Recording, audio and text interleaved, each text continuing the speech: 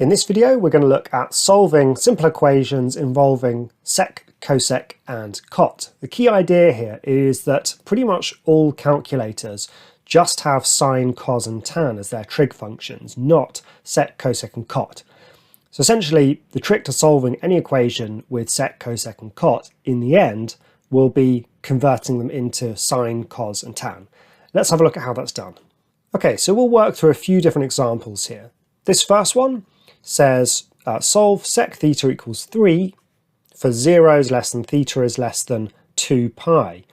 So we're working in radians. Okay, the clue is that the region here is 0 to 2 pi rather than 0 to 360, for example.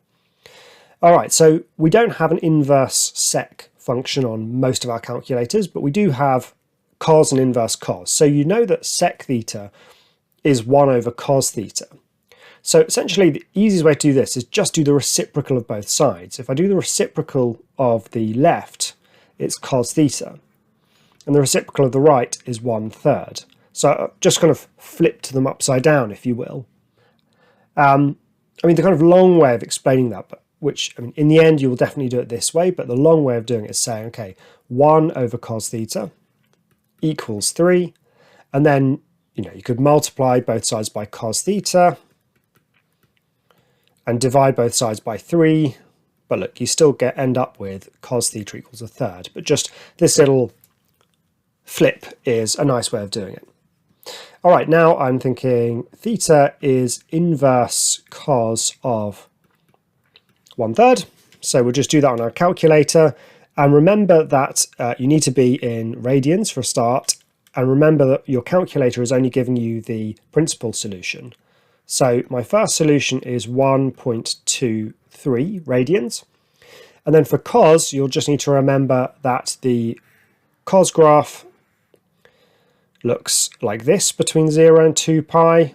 So what's our calculator done?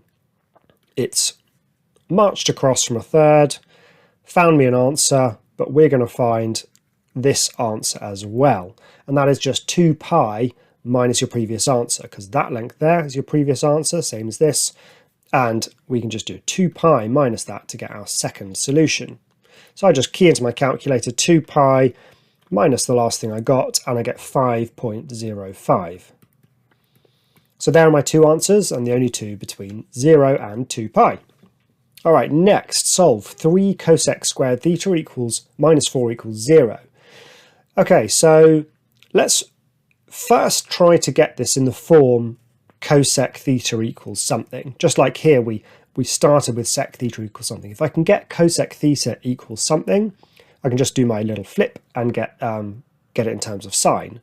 So I might try just isolating it like this. So 3 cosec squared theta equals 4, and cosec squared theta is 4/3. Now I'll square root this, but remember to keep it plus or minus, because the square root of, we need to keep plus or minus. So the square root of 4 over 3 is 2 over root 3, and just plus or minus that. Okay, now I have cosec theta equals something. Since cosec theta is 1 over sine theta, I just flip the left-hand side upside down, flip the right-hand side upside down, and here are the two equations I need to solve. Either sine theta equals root 3 over 2 or sine theta equals negative root 3 over 2. It can be useful to write these out separately so that you don't miss any. Sine theta equals root 3 over 2 or sine theta equals minus root 3 over 2. Okay, for this first one, I do inverse sine of root 3 over 2, and look, we're dealing with degrees here, so we want solutions between 0 degrees and 360 degrees. So I'm going to have to change my calculator back into degrees mode. So inverse sine of root 3 over 2, maybe you know this one, it's 60. So there's my principal solution. What's my secondary solution? Well, remember that sine has its symmetry between 0 and 180 degrees. So what the calculator has done is it's marched over root 3 over 2, it's found a first solution, which it's told us is 60, but we want to find this one as well, and we find that by just doing 180 minus my previous solution, so 180 minus 60. So my next solution is 120 degrees. Okay, what about sine theta equals minus root 3 over 2? Well, if we work this one out, we get minus 60. So I know that's not in my range, okay, so I will be rejecting it in the end, but let's stick with it now because we're going to use that to find the secondary solution, because the secondary solution is always 180 minus the principal solution. So 180 minus 60 is 240. And now we can generate any new solutions we want by just adding or subtracting 360 to any of our answers. So if I add 360 to negative 60, I get 300, which is in my range. So, and I don't need to add 360 to 240 because that'll be too big. So I can now just list all my solutions. I'll do it in order of size. So it's 60, 120, 240, and 300. Those are the 4 solutions to this equation. All right, let's have a look at 2 more. So, okay, we're still in degrees here, and I'm solving 2 cot x equals 3 cos x. Okay, so generally, if you've got a mix of tans with coses and sines, or cots with coses and sines, it can be better to just turn everything into sines and coses.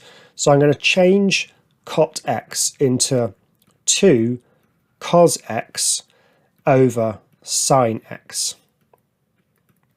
Okay, and that equals 3 cos x. Okay, so how can I solve this? Well, I'll multiply both sides by sine x. You need to be a little bit careful when you multiply both sides by a term because you can introduce solutions. So I'll just be aware that sine x is not allowed to be 0 because look, I've got dividing by sine x. So I just need to keep in the back of my mind that if for whatever reason one of my answers is telling me that sine x is 0, we're not allowed that. So 2 cos x equals 3 cos x sine x. Okay, now what you really don't want to do here, a really terrible mistake that some students make, is they divide both sides by cos x. The reason why you can't do that is you will lose solutions. Just like multiplying both sides by something can introduce a solution, cancelling a term from both sides can lose you solutions. Specifically, it's the cos x equals 0 solution, because definitely if cos x is 0, we've got 0 on the left and 0 on the right. And if I just cancel it, I'll lose that. So the nicest way to solve this is to get everything over onto one side and then factorise. So if I do 2 cos x minus 3 cos x sine x equals 0, and then factorise out cos x, I get 2 minus 3 sine x equals 0. So I'll continue this over here. Either cos x equals 0 or 2 minus 3 sine x equals 0. So the cos x equals 0, I just need to use my calculator for that. So inverse cos of 0 is 90.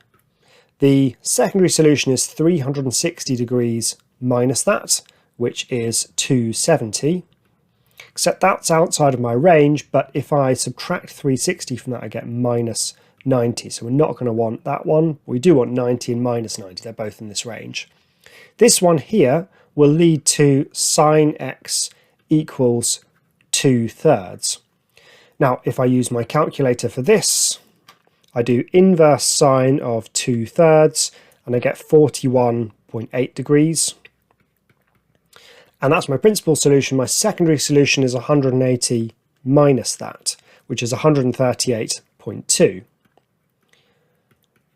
And there aren't going to be any more. If I subtract or add 360 degrees to either of these, it will take me outside of this range. So in full, my solutions are minus 90 is my smallest. You don't need to write them out in ascending order. It's just nice for the examiner when they're marking it, because that's what it will say in their mark scheme. There are my solutions. Okay, finally, tan squared x minus 8 cot x equals 0. And we're in radians here between minus pi and pi.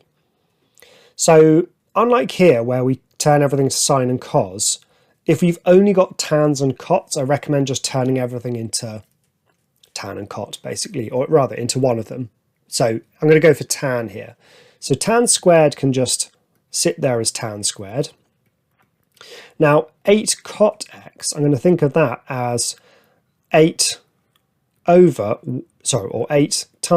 1 over tan x. And now I can multiply both sides by tan x, or rather just multiply everything by tan x, and that will give me tan cubed x minus 8 equals 0. Well, that means that tan cubed x equals 8, and then I can cube root both sides, which means that tan x equals 2. No plus or minus here because cube roots maintain positive or negative. So all I need to do is solve tan x equals 2 in the range minus pi to pi. So what I'm going to get is x equals, and I'll just set my calculator back to radians and do inverse tan of 2, and I get 1.11 as my first solution. And we know that tan repeats every pi radians or 180 degrees. Well, if I add pi to this, it will take me to a number that's bigger than pi, so I don't want that. But if I subtract pi from this, that's going to be still inside the range, and that gives me minus 2.03 radians. And so there are my two answers to this equation. All right, so I hope that's been a useful look at solving equations involving sec, cosec, and cot. There's going to be plenty more equations involving these trig functions in future videos. So that's all for now. I'll see you in the next video.